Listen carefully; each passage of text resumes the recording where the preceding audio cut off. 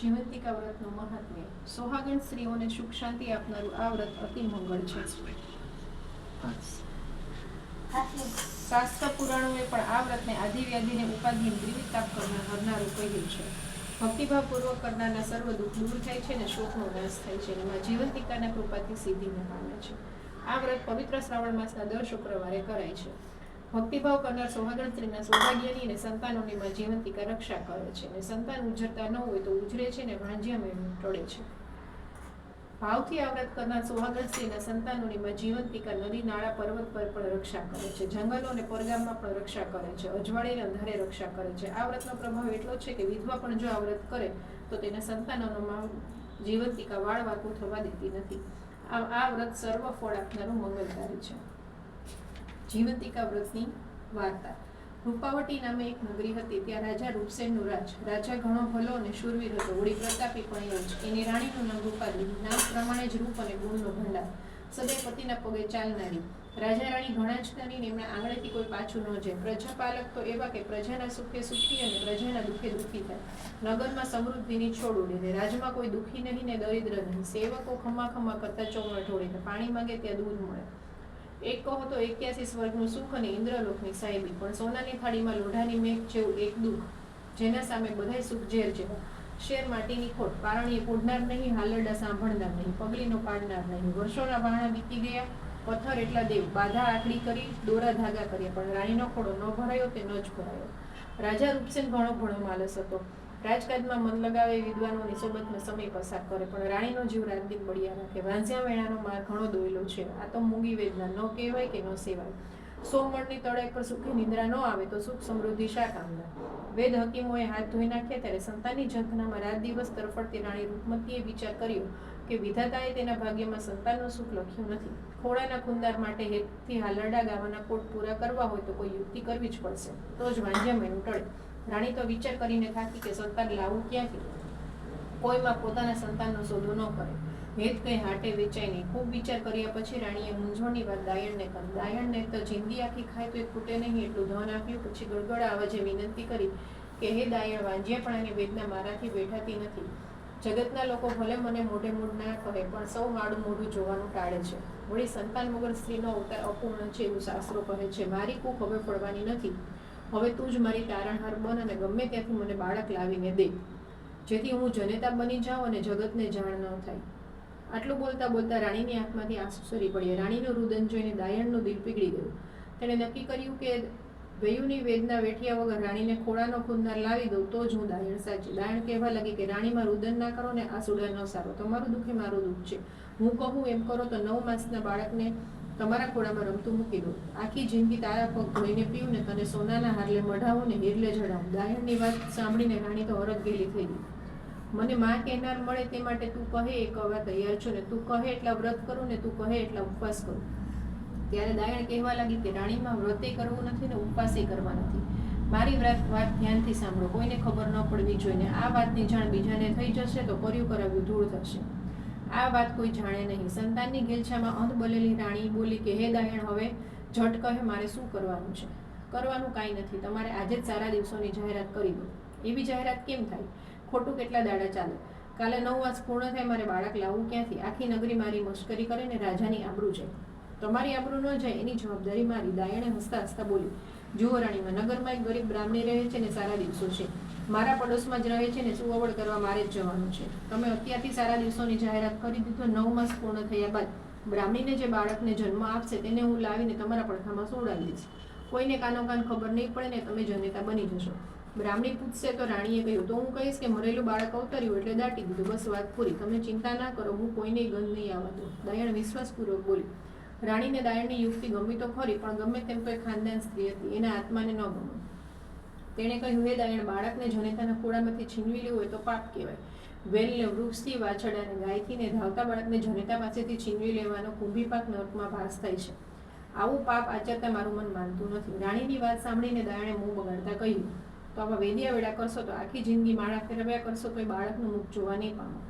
કોણે કહ્યું કે પાપનું કામ છે? આ તો પુણ્યનું છે. એ કઈ રીતના? જુઓ રાણીમાં, ધારો કે ભૂખડી બારસ જેવા લોટમંગા બ્રાહ્મણના ઘેર દેવની દયાથી દીકરો જન્મ્યો તો એના બાપની જેમ આખી જિંદગી ઘેર ઘેર ફરીને ચપટી લોટ જ માગવાનો છે. ગરીબ બ્રાહ્મણી એને શું સુખ આપવાની છે? એના કરતાં એનો દીકરો તમારી પાસે હશે તેનો ભવ સુધરી જશે, આખી જિંદગી રાજ કરશે ને રાજ સિંહાસને બેસી ઘોડો ખેલવશે. નહીં તડકો બેઠવો, નહીં ટાઢ બેઠવાની નહીં. જીવનને દુઃખના દરિયામાંથી ડૂબતો બચાવીને સુખના સિંહાસન પર બેસાડવું હોય તો પુણ્યનું કામ છે. બ્રાહ્મણીનું સંતાન સુખી થાય ને તમારી ઈચ્છા પૂરી થઈ. દયાળની વાત સાંભળીને રાણીનું મન ચક્રાવે ચડી ગયું. આત્માનો અવાજ દબાતો ગયો અને સંતાન ઘેલછા વધુ ને વધુ તીવ્ર થતી ગઈ. આખરે મમતા જીતી ગઈ ને દાયણની યુક્તિને અમલમાં મૂકવાનો નિર્ણય કર્યો. રાજા મહેલે પધાર્યા અને વાત કરી કે પોતાને સારા દિવસો છે. રાજાને આનંદનો પાર ન રહ્યો. નગરીના લોકો રાજી થઈ ગયા અને ભગવાનને પ્રાર્થના કરવા લાગ્યા કે રાણીની કુખે રાજનો વારસ જન્મે. રાણીએ ગર્ભવતી હોવાનું બરાબર નાટક કરવા માંડ્યું. એમ કરતાં 9 મહિના પૂરા થયા. બ્રાહ્મણીની કુખે દેવના ચક્કર જેવો દીકરો જન્મ્યો ને દાયણ તરત એને મહેલમાં મૂકી ગઈ. બ્રાહ્મણીને મરેલું બાળક અવતર્યું છે એમ કહીને સમજાવી દીધી. આખા મહેલમાં આનંદ છવાઈ ગયો. આખા નગરમાં આનંદ થઈ ગયો. ઘેર ઘેર દીપમાળા પ્રગટીને સાકરના પડા વેચાયા. દાસ દાસીઓને ઇનામ અપાયા. આ બાજુ પુત્રની સાચી માતા બ્રાહ્મણી વિલાપ કરે અને પુત્રના મૃત્યુ પર આંસુ વહાવ્યા કરે. થોડા દિવસ વીત્યા પછી બ્રાહ્મણીએ જીવંતિકાનું વ્રત શરૂ કર્યું. તેથી માં જીવંતિકા બ્રાહ્મણીના બાળક રાજકુમારની રક્ષા કરવા લાગ્યા. રાણીએ તેનું નામ શીલસેન પાડ્યું. શીલસેન દિવસે ન વધે એટલો રાતે ને રાતે ન વધે એટલો દિવસે વધે. એમ કરતાં 18 વર્ષનો થયો. શસ્ત્રશાસ્ત્રમાં નિપુણ બન્યો ને સર્વ વિદ્યામાં પારંગત બન્યો. રાજા રૂપસેનના મરણ પછી શીલસેને ગાદી સંભાળી. પ્રજા તેની કુશળતાથી ઘણી ખુશ થઈ. રાજમાંથી દુઃખ, દારિદ્ર્ય, શોક અને વ્યાધિ નાશ પામ્યા અને સુખ સમૃદ્ધિની છોડો ઉડવા માંડી. થોડા સમય પછી શીલસેન પોતાના પિતાનું શ્રાદ્ધ કરવા ગયાજી નીકળ્યું. રસ્તામાં એક વણિકના ઘેર ઉતારો રાખ્યો. એ વણિકના ઘેર પુત્રની છઠ્ઠી હતી. ઘરના બધા નિંદ્રાધીન થઈ ગયા અને માં જીવંતિકા શીલસેનનું રક્ષણ કરતા બારણે ઊભા હતા. ત્યાં વિધાતા લેખ લખવા આવ્યા. એટલે માં જીવંતિકાએ વિધાતાને પૂછ્યું કે શું લખશો? ત્યારે વિધાતાએ જવાબ આપ્યો કે આ બાળક કાલે મરી જશે. આ સાંભળીને માં જીવંતિકાએ કહ્યું કે જ્યાં મારા પગલાં પડે ત્યાં અમંગળ ન થાય, માટે બાળકનું 100 વર્ષનું આયુષ્ય લખો. વિધાતાએ માં જીવંતિકાની આજ્ઞા માથે ચડાવી. બીજા દિવસે વણિકે પોતાના બાળકને જીવતો જોયો તો ગદગદ થઈ ગયું. કારણ કે એને ત્યાં જેટલા બાળકો જન્મ્યા તે 7મા દિવસનો સૂરજ જોતા ન હતા. એને ખાતરી થઈ ગઈ કે આ બધો પ્રતાપ મુસાફરનો છે. શીલસેન બીજા દિવસે જવા તૈયાર થયો ત્યારે વણિકે ખૂબ જ આગ્રહ કરીને ફરીવાર આવવા કહ્યું. શીલસેને વચન આપ્યું કે શ્રાદ્ધ કરીને પાછો ફરીશ ત્યારે અવશ્ય તમારે ત્યાં રાતમાં સુવાડીશ. વણિકની વિદાય લઈને શીલસેન આગળ વધ્યો અને રસ્તામાં તીર્થોનું દર્શન કરતા કરતા ગયા જ ગયો. ત્યાં શ્રાદ્ધ કરીને પિંડદાન દેવા ઊભો થયો તો નદીમાંથી 2 હાથ બહાર આવ્યા. આ જોઈ શીલસેનના આશ્ચર્યનો પાર ન રહ્યો. તેને એક પિંડ એક હાથમાં મૂકી દીધું. ફરીથી તે પાછો બરાબર 1 વર્ષ પછી પેલા વણિકના ઘેર આવ્યો અને રાતવાસો કર્યો. એ દિવસે વણિકને ફરી બાળકનો જન્મ થયે 6 દિવસ થયા હતા. રાત પડતામાં વિધાતા છઠ્ઠીના લેખ લખવા આવ્યા તો જીવંતિકામાં એ પૂછ્યું તે શું લખશો? ત્યારે માં વિધાતાએ જવાબ આપ્યો કે કાલે પ્રભાતના પ્રથમ પહોરે આ બાળકનો અવસાન થશે. ત્યારે માં જીવંતિકાએ કહ્યું કે જ્યાં મારા પગલાં હોય ત્યાં અમંગળ ન થાય, માટે બાળકનું 100 વર્ષનું આયુષ્ય લખો. માં વિધાતાએ આજ્ઞા માન્ય રાખીને લેખ લખીને પાછા ફર્યા. ત્યારે જિજ્ઞાસાવશમાં જીવંતિકાને પૂછ્યું કે હે માં, તમે આ રાજકુમારનું રક્ષણ શા માટે કરો છો? એ જ ક્ષણે શીલસેનની આંખ ખુલી ગઈ ને તે સંવાદ સાંભળવા લાગી. માં જીવંતિકા કહેવા લાગ્યા કે આ બાળકની માતા મારું વ્રત કરે છે તેથી તેનું રક્ષણ કરવાનો મારો ધર્મ છે. આ સાંભળી શીલસેન વિચારમાં પડી ગયો. તેની માતા કોઈ વ્રત કરતી હોય એવું તેને યાદ નહોતું.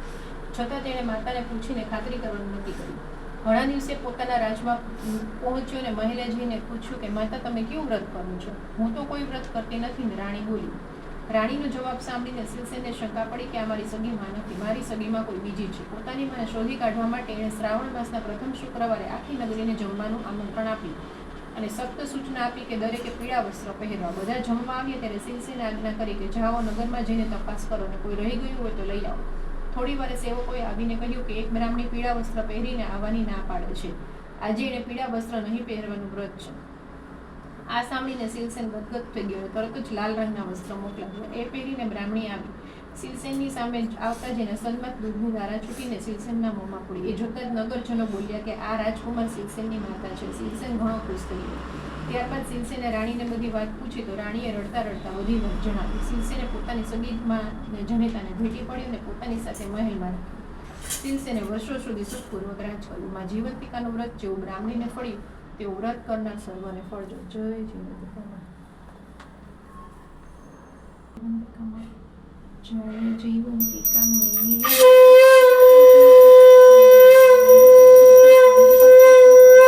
સંતતિ સુખદાતા. ઓમ જય જીવંતિકા મૈયા. શુક્રવાર શ્રાવણનું આવે, માં શ્રાવણનું આવે, રક્ષાંબર ધરી અંગે વાલું વ્રત ધારે. તારા વ્રતના પ્રભાવે, માં તારા વ્રતના પ્રતાપે, મધરાતે ભરી ચોકી ષષ્ઠીને રોકી લેખ છઠ્ઠીના પર મેખ તે મારી માં મેખ તે મારી દાસને સુખ શાંતિ આપે જગમાં દેજે દુઃખ હરજે દીન દયાળી જય જીવંતિકા મૈયા વ્રત કર્યું બ્રાહ્મણીએ માં વ્રત કર્યું બ્રાહ્મણીએ કુંવરે માને ઓળખી છૂટી દૂધની ધાર વડે જય જીવંતિકા મૈયા તારા વ્રતના પ્રતાપે માં તારા વ્રતના પ્રતાપે જે કોઈ ભાવે કરશે જે કોઈ ભાવે કરશે સકળ મનોરથ ફળશે માં દુખડા સૌના હરશે જય જીવંતિકા મૈયા